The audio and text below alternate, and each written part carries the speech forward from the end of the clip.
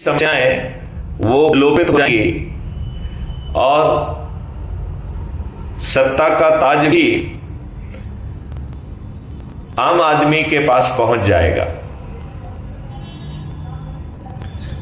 गांव की merit list में अधिक से अधिक लोगों को जोड़ने वाला गांव का सरपंच बनेगा।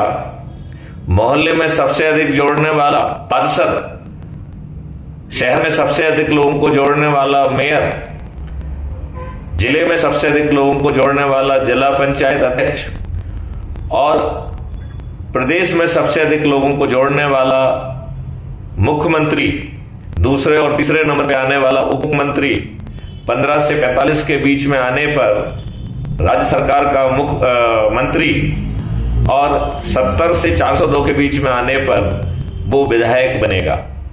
राष्ट्रीय स्तर पर सबसे अधिक लोगों को जोड़ने वाला व्यक्ति इस देश का प्रधानमंत्री, दूसरे और तीसरे स्तर पर आने वाला उप प्रधानमंत्री, 82 में आने वाला केंद्रीय मंत्री और 543 में आने वाला सांसद बनेगा।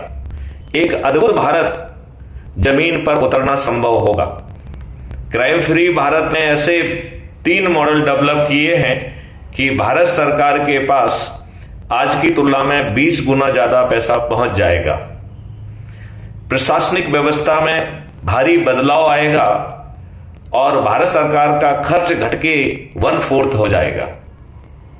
हर शासकीय सेवक को आज जो वेतन पा रहा है उसे मासिक वेतन की जगह रेवेन्यू स्ट्रीम मिलेगा, लेकिन आज जो वेतन पा रहा है उसका दुगना उसे गारंटेड है।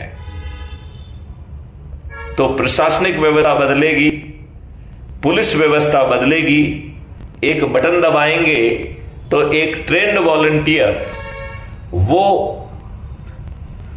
आपके घर पहुंचेगा और आपकी FIR दर्ज करेगा।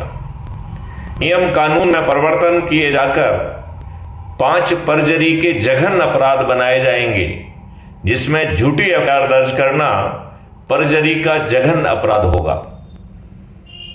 जहां पर झूठी गवाही देना परजरी का जघन्य अपराध होगा।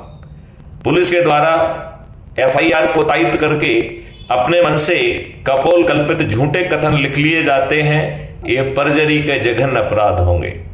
ठीक ढंग से विवेचना ना करके दोषियों को बाहर निकालना और निर्दोषों को अंदर करने वाली जो घृणित कार्रवाई आज हो रही है वो परजरी का जघन्य अपराध होगा। वकीलों के द्वारा और महंगे वकीलों के द्वारा झूठी जरह करके